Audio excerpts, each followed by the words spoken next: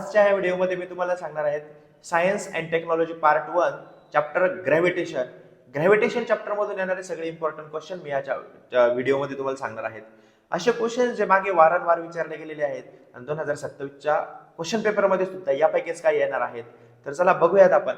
आणि हो, बघण्याच्या आधी आपल्या चॅनलला नवीन असाल तर फॉलो करा, सबस्क्राईब करा.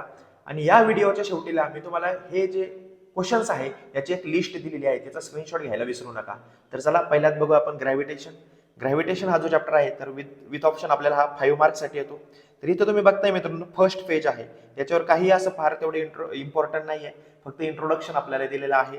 सेकंड पेजवर मात्र तुम्ही जर आले तर हा जो पार्ट तुम्हाला दिसतोय that is the centripetal force. हा सेंट्रिपिटल फोर्स तुम्हाला विचारला जातो बऱ्याचदा. ही सेंट्रिपिटल फोर्सची डेफिनेशन दिली जाते, मी हायलाइट करून तुम्हाला दिलेली आहे, पाहिजे असेल तर you can take screenshot. Next बघा, नेक्स्ट पेजवर जर आपण आलो तर सर्वात महत्वाचा या चॅप्टर मधून 3 मार्काला येणारा क्वेश्चन विथ डायग्राम, केपलरचे लॉ. केपलरचे जे 3 रूल्स आहे, केपलरचे जे 3 लॉज आहे विथ डायग्राम, हे जे डायग्राम तुम्हाला दिलेली आहे हे डायग्राम सुद्धा विचारले जाते. आणि केपलरची 3 लॉची स्टेटमेंट मोस्ट इम्पॉर्टंट आहे, हा क्वेश्चन तुम्ही केलाच पाहिजे. त्यानंतर आपण नेक्स्ट पेजवर जर आलो तर आपल्याला नेक्स्ट पेजवर बघायला भेटतं की Newton's universal law of gravitation हा पण विचारला जातो. कधी कधी फक्त डेफिनेशन विचारलं जाते, कधी कधी त्याचं मॅथमॅटिकल एक्सप्रेशन विचारलं जातं. फार सिंपल आहे, या डायग्रामच्या सोबत त्याला लक्षात ठेवायचं आहे. त्याच्यानंतर इथं जे तुम्हाला बॉटमला दिलेले आहेत value of G, SI unit of G, जो कॉन्स्टंट आहे ग्रॅव्हिटेशनल कॉन्स्टंट, हा तुम्हाला लक्षात ठेवणं गरजेचं आहे. त्याच्यानंतर नेक्स्ट पेजवर जर आपण आलो तर फार तेवढं काही इम्पॉर्टंट नाहीये. त्याच्या नेक्स्ट पेजवर जर आपण आलो तर हा जो एक्झाम्पल आहे महेंद्र आणि विराटचा, हा बऱ्याच वेळेस विचारलेला आहे न्यूमेरिकल, तर तोही तुम्ही करून घ्यायचा आहे. नेक्स्ट बघा, या पेजवर जर आपण आलो पेज नंबर 7 वर, तर इथेही काही फार तेवढं इम्पॉर्टंट नाहीये.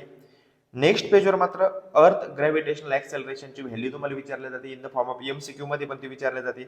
आणि त्याच्या खाली जो दिलेला पार्ट आहे variation in the value of G, हा सगळ्यात महत्वाचा पार्ट आहे. बऱ्याचदा लॉंग आन्सर क्वेश्चन मध्ये हा विचारलेला आहे आणि एमसीक्यू मध्ये पण विचारला जातो. ठीक आहे, अल्टिट्यूड किंवा आपण जर हाईटवर गेलो तर जीची व्हॅल्यू कशी चेंज होते हे विचारलं जातं.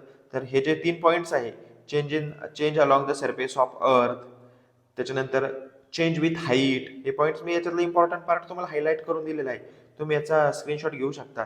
आणि त्याच्यानंतर जो आहे चेंज विथ डेप्थ, हे महत्वाचं आहे. तर नेक्स्ट क्वेश्चन जर आपण बघितला तर मास अँड वेट बोर्डाचा फेवरेट आहे 2 मार्कांसाठी. डिफरन्सच्या फॉर्म मध्ये विचारला जातो, डिफरन्शिएट बिटवीन और state the difference between mass and weight. याचे किमान 4 पॉईंट तुम्हाला लिहिता आले पाहिजे. आता हे कसं लिहायचं काय, याचे सोल्युशन पण मी तुम्हाला देणार आहे चॅप्टर व्हिडिओ शेवटपर्यंत तुम्ही बघा. याच्यानंतर नेक्स्ट पेजवर पण फार तेवढं काही इम्पॉर्टंट नाही. आणि याच्या पुढे जर आलं तर फ्री फॉल.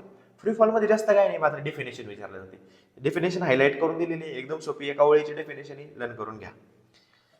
त्याच्यानंतर नेक्स्ट पेजवर जर आपण बघितलं तर फार तेवढं काही इम्पॉर्टंट नाहीये. पुढच्या पेजवर जर आपण आलो तर इस्केप वेलोसिटी आपल्यासाठी इम्पॉर्टंट आहे. इस्केप वेलोसिटी जे आहे, इस्केप वेलोसिटीची सुद्धा आपल्याला डेफिनेशन विचारले जाते. तर हे जे आहेत ह्या चॅप्टर मध्ये हे इम्पॉर्टंट आहे. आता एक्सरसाइज बघूयात आपण. एक्सरसाइज मध्ये क्वेश्चन 2 जो आहे, क्वेश्चन 2 मधला जो हा सी आहे, ठीक आहे, जे आपण बघितलं केपलरचे लॉ जे आहेत ते तुम्हाला विचारले जातात. त्याच्यानंतर क्वेश्चन नंबर 2 मध्ये ई क्वेश्चन जो आहे तो इम्पॉर्टंट आहे. त्याच्यानंतर क्वेश्चन नंबर 5 जो न्यूमेरिकलचा आहे तो जवळपास त्याच्यामध्ये ए बी सी आणि डी हे मोस्ट इम्पॉर्टंट आहे. आणि या सगळ्या चॅप्टरचे एमसीक्यू झाल्यानंतर मी तुम्हाला याचे सोल्युशनची सिरीज सुद्धा घेऊन येणार आहे. तर हे इम्पॉर्टंट क्वेश्चन फक्त ऐकून चालणार नाही, जर याचे सोल्युशन तुम्हाला पाहिजे असेल अगदी मार्क वाईज, 2 मार्काला आलं तर कसं लिहावं, 1 मार्काला आलं तर त्याचं आन्सर कसं काढावं, 3 मार्काला जर तो क्वेश्चन आला तर त्याची मांडणी कशा प्रकारे करावी, किती पॉईंट मध्ये आन्सर लिहावं, हे सगळं क्वेश्चनची एकदा सिरीज झाली की सोल्युशनची सिरीज मी तुमच्यासाठी घेऊन येणार आहे. जर हा व्हिडिओ आवडला असेल तर नक्की लाईक करा, तुमच्या मित्रांपर्यंत शेअर करा, त्यांचाही फायदा होऊ द्या. आणि आता तुम्हाला एक फाईल दिसणार आहे, त्या फाईलवर तुम्हाला लिस्ट मिळणार आहे क्वेश्चनची, तिचा तुम्ही स्क्रीनशॉट काढू शकता. थँक्यू.